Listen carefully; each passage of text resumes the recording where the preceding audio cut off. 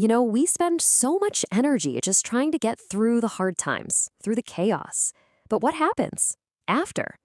Who are you when the fight is finally over? That's a surprisingly tough question we're going to dig into. And this is the part nobody really prepares you for. We expect healing to feel like this huge, peaceful relief. But for so many of us, what comes after survival isn't peace at all, but this deep, quiet confusion. You just look around at the new calm in your life, and you feel kind of lost. And this quote it nails the core issue, doesn't it? When your entire being has been wired to handle a threat, safety can feel so unsettling. It can feel empty, strange, maybe even wrong, because the very thing that defined you, the struggle, is gone. Okay, so this brings us to this really fascinating idea that many of the things we think of as our personality might not be our personality at all. They might actually be these incredibly sophisticated protective strategies we developed just to get by. So take a look at these. Do any of them ring a bell? Being fiercely independent, always overthinking everything. Being the perfectionist, the people pleaser, the strong one who never breaks.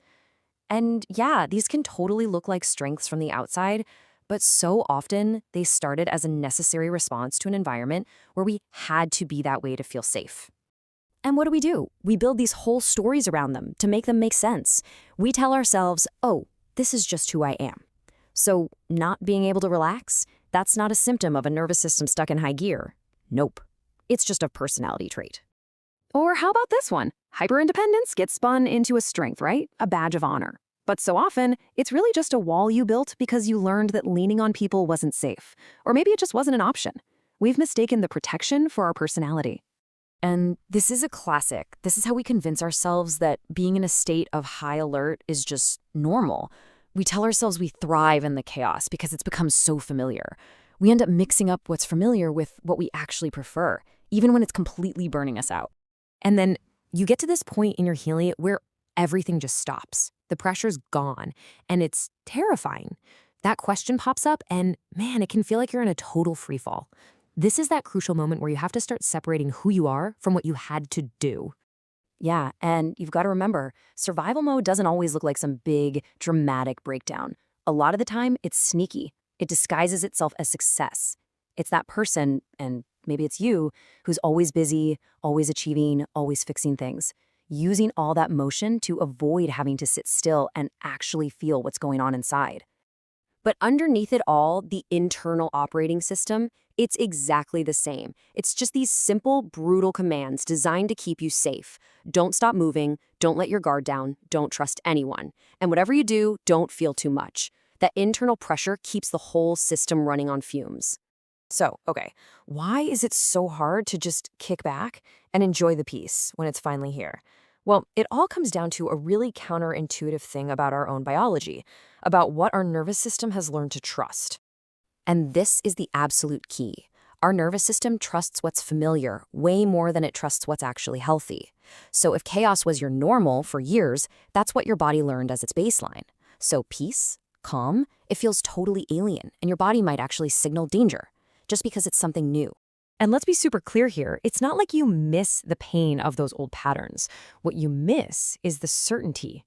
In the middle of the chaos, you knew your role. You knew exactly how to perform to stay safe, or to get approval, or to just make yourself invisible.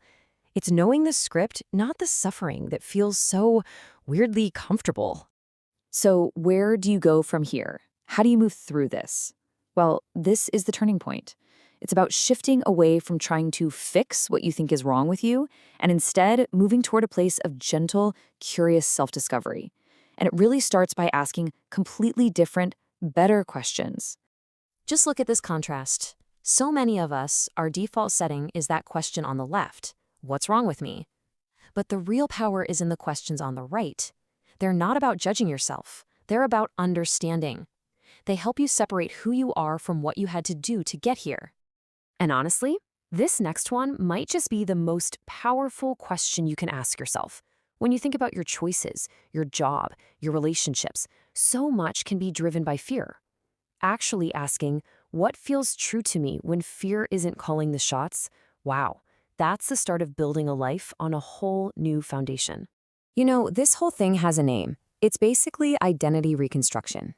It's not just about feeling a little better, it's about actively, consciously separating your true self from your survival self. It's about building a life based on what you truly value, not just on being constantly on guard. Okay, so this brings us to the how, the actual practice of meeting yourself underneath all that armor. And just a heads up, this part, it involves grief, feeling totally lost, and then, eventually, this quiet, real sense of empowerment. It's so, so important to get this. Growth and grief often go hand in hand. You might be grieving the loss of the overachiever or the caretaker. And yeah, you're ready to move on, but that version of you, they got you through it. There's a real loss in letting go of that identity, and it's okay and it's necessary to grieve it. This is such a game-changing way to think about it. If you feel totally lost right now, it doesn't mean you're messing up or going backwards. It's often one of the strongest signs that the old programming is finally starting to lose its grip. It's like the old autopilot just switched off, and you're still figuring out how to fly the plane yourself. And that's what we call the in-between space. And man, is it uncomfortable. Because there's no map here. You're not the old you anymore, but you haven't quite landed in the new you yet either. This is the messy but absolutely vital part of the work. So back to the big question, who am I? Where do you even find the answer? Well, it's not some big aha moment. Like you see here, you find it in little pieces, in moments. It's in the first boundary you set because you respect yourself, not because you're scared. It's in the moment you choose real rest, or when you're honest about what you need. You find yourself in the grief and in the small choices you make that align with your values. So if there's one thing to take away from all this, it's this. If any of this is hitting home for you, if you feel lost in what's supposed to be your healing, please hear me. You are not broken. You are in transition. You are just in that really weird kind of sacred space between who you had to be to survive and who you're becoming. And maybe, just maybe, this whole journey isn't about building a whole new person from scratch. What if it's really about finally getting to meet the person who's been underneath all that survival gear the whole time? Just waiting? Just think, what would that meeting even be like?